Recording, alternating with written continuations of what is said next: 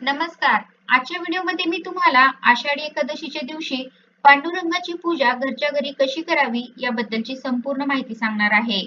पण त्याआधी तुम्ही चॅनलवरती नवीन असाल तर चॅनलला लाईक करा आणि सबस्क्राईब देखील करा. कमेंटमध्ये श्री स्वामी समर्थ किंवा ओम विठ्ठलाय नमः किंवा श्री विठ्ठल जय हरी विठ्ठल लिहायला विसरू नका. घरच्या घरी पांडुरंगाची पूजा कशी करावी? खरं तर प्रत्येक पूजेसाठी अवलंबण्यात येणाऱ्या प्रथा, परंपरा या प्रत्येक घराप्रमाणे प्रत्येक गावाप्रमाणे बदलतात.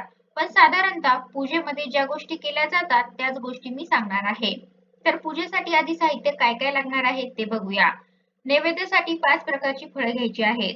त्यानंतर हळदी-कुंकू, अक्षता अर्थात दिवा, समई, त्याचबरोबर पूजेसाठी हवीत भरपूर फुलं आणि हो, पांडुरंगाची पूजा आहे त्यामुळे तुळस विसरायची नाही. तुळस तर हवीच. पंचामृत, कापूर, अत्तर, तुपाचा दिवा, शुद्ध पाणी, पांडुरंगाचा फोटो किंवा पांडुरंगाची मूर्ती तुमच्याकडे जे काही असेल ते तुम्ही घेऊ शकता. मी तुम्हाला दोन्हीची पूजा कशी करायची हे सांगणार आहे. आता बघूया पूजा कशी करायची. एक चौरंग मांडायचा आहे, त्यावर एक वस्त्र अंथरायचं आहे. त्याचबरोबर तामण घ्यायचं आहे आणि त्या चौरंगाभोवती रांगोळी काढायची आहे. पूजेसाठी सगळ्यात आधी समई लावून घ्यायची आहे. कुठल्याही पूजेच्या आधी गणपतीची पूजा केली जाते. हे तुम्हाला सगळ्यांनाच माहिती आहे. आणि म्हणून गणपती बाप्पांचं प्रतीक म्हणून एक सुपारी घ्यायची आहे. आधी आपण गणपतीला शुद्ध पाण्याने अभिषेक घालायचा आहे. गणपती बाप्पाला अभिषेक घालत असताना तुम्ही गणपती बाप्पाच्या स्तोत्र मंत्राचं पठण करायचं आहे किंवा अगदी साध्या प्रकारे ओम गण गणपतये नमः, ओम गण गणपतये नमः ह्या मंत्राचा जप सुद्धा करू शकता. त्यानंतर गणपती बाप्पाला पंचामृताने स्नान घालायचं आहे. पंचामृताने गणपती बाप्पांचा अभिषेक घातल्यानंतर पुन्हा शुद्ध पाण्याने गणपती बाप्पांचा अभिषेक करायचा आहे. त्यानंतर ताम्हणाच्या शेजारी विड्याची पानं मांडायची आहे. त्यावर अक्षता ठेवायच्या आहेत. त्यानंतर गणपती बाप्पांची स्थापना विड्याच्या पानावर करायची आहे. गणपती बाप्पांची पूजा करताना गणपती बाप्पाला हळदी कुंकू, अक्षता, एक फूल व्हायचं आहे आणि मनोभावे गणपती बाप्पाला नमस्कार करायचा आहे. गणपती बाप्पाच्या पूजेनंतर आता बघूया पूजा कशी करायची अर्थात पांडुरंगाची पूजा. त्यासाठी विठ्ठल रुक्मिणीची छोटीशी मूर्ती घ्यायची आहे आणि या मूर्तीची पूजा करायची आहे. मूर्ती आणि फोटो दोन्हीची पूजा कशी करायची हे मी तुम्हाला सांगणार आहे. तुमच्याकडे जर मूर्ती असेल तर तुम्ही मूर्ती घ्या. फोटो असेल पांडुरंगाचा तर फोटो घ्या आणि तुमच्याकडे जर पांडुरंगाची मूर्तीही नाही आणि पांडुरंगाचा फोटोही नाही तर काय करायचं?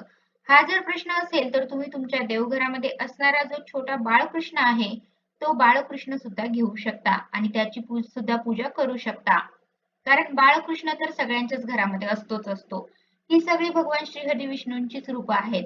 त्यामुळे मूर्ती असू द्या किंवा फोटो असू द्या, सगळ्यात महत्त्वाचं काय तर पूजा करणाऱ्याच्या मनात असलेला भक्तिभाव. भक्तिभावाने पूजा केली तर ती ईश्वरापर्यंत पोहोचतेच पोहोचते. गणपती बाप्पांची पूजा झाल्यानंतर पांडुरंगाच्या फोटोची पूजा करायची आहे. पांडुरंगाच्या फोटोची पूजा करताना पाण्याने प्रोक्षण करायचं आहे. प्रोक्षण म्हणजेच काय?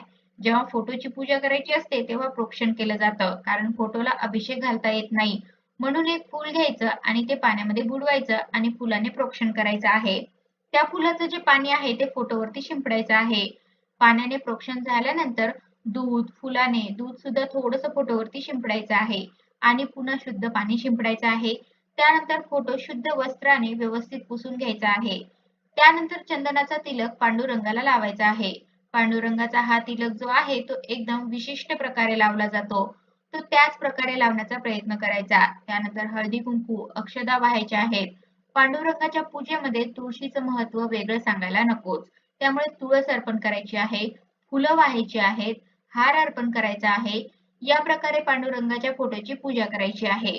पांडुरंगाची पूजा करत असताना तुम्ही जय जय पांडुरंग हरीचा जप करू शकता किंवा तुम्हाला येत असेल तर विष्णू सहस्रनाम म्हणू शकता. पांडुरंगाची स्तोत्र, मंत्र यापैकी तुम्हाला जे काही येत असेल ते तुम्ही म्हणू शकता. फोटोची पूजा झाली, आता मूर्तीची पूजा कशी करायची ते बघूया.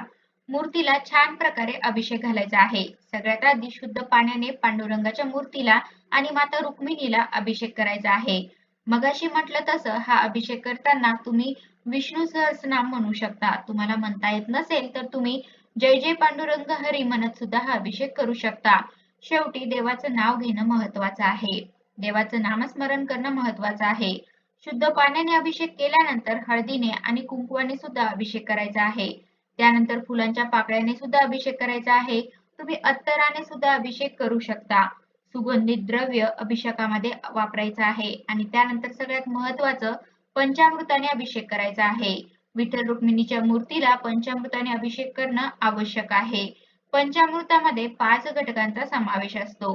दूध, शुद्ध तूप, साखर, दही आणि मध या 5 घटकांनी मिळून पंचामृत तयार होतं. त्यामुळे पंचामृताचा अभिषेक महत्त्वाचा आहे.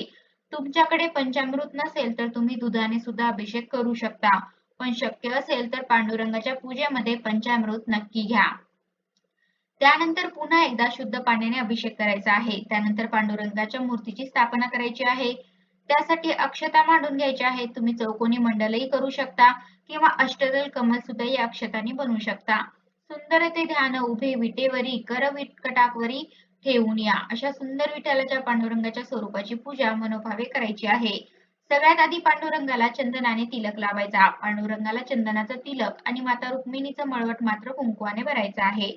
हळदी कुंकू अक्षता अर्पण करायचे आहेत. पांडुरंगाच्या पूजेमध्ये तुळस आवश्यक असते म्हणून सगळ्यात आधी पांडुरंगाला तुळस अर्पण करायची आहे. त्यानंतर फूल अर्पण करायचे आहे. रुक्मिणी मातेला गजरा सुद्धा अर्पण करू शकता. पूजेचा हा चौरंग तुम्ही तुमच्या आवडीनुसार फुलांनी सजवू शकता. त्यामुळे पूजा सुंदर दिसते आणि हे करत असताना आपलं मन प्रसन्न होतं. अशी ही सुंदर पूजा मांडलेली बघून बघणाऱ्यांच्या मनातले सगळे विकार नष्ट होतात. मन शुद्ध होतं, प्रसन्न होतं. ज्यांना ज्यांना आषाढी एकादशी निमित्त पंढरपूरला जायला जमत नाही, ते सगळेजण घरी अशा प्रकारे अगदी साध्या पद्धतीने पांडुरंगाची पूजा करू शकतात आणि पांडुरंगाच्या भक्तीमध्ये रममाण होऊ शकतात. आता पांडुरंगाच्या पूजेमधला शेवटचा भाग आहे धूप, दीप, नैवेद्य. उदबत्ती लावून घ्यायची आहे आणि त्याने पांडुरंगाला ओवाळायचं आहे.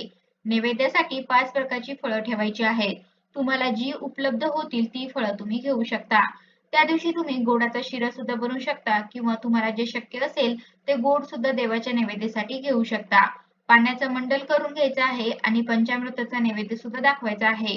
तर 5 फळं पंचामृत नैवेद्यासाठी ठेवायचं आहे. तुम्ही यामध्ये एखादा गोडाचा पदार्थ सुद्धा घेऊ शकता आणि 3 वेळा या नैवेद्यासाठी पाणी फिरवायचं आहे आणि शेवटी ते पाणी आपल्या डोळ्यांना लावायचं आहे. आता पूजेचा सगळ्यात महत्त्वाचा भाग म्हणजे पांडुरंगाची आरती. तुपाचा दिवा लावून घ्यायचा आहे आणि पांडुरंगाची आरती करायची आहे.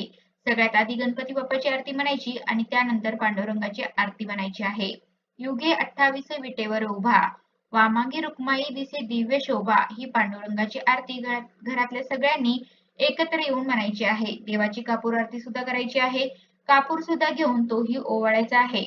तर अशा प्रकारे आजच्या व्हिडिओमध्ये मी तुम्हाला आषाढी एकादशीच्या दिवशी पांडुरंगाची पूजा घरच्या घरी अगदी सोप्या पद्धतीने कशी करावी याबद्दलची संपूर्ण माहिती सांगण्याचा प्रयत्न केलेला आहे.